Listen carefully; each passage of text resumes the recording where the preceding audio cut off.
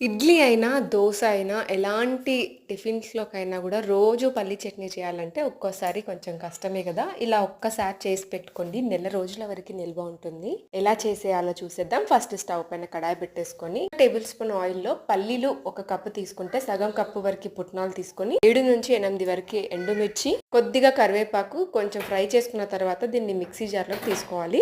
దాంట్లోకి చిటికెడు ఉప్పు, 2 రెక్కల చింతపండు యాడ్ చేసేసుకొని ఇలా బ్లెండ్ చేసేసుకోవాలి.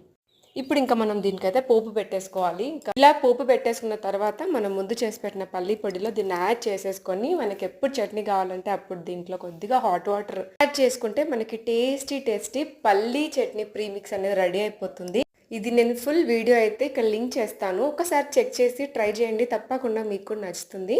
వీడియో నచ్చితే ప్లీజ్ లైక్ చేసి షేర్ చేయండి. అండ్ మరిన్ని వీడియోస్ కోసం ప్లీజ్ ఛానల్ సబ్స్క్రైబ్ చేసేసుకోండి. Thank you so much for watching. Please follow for more videos. By by.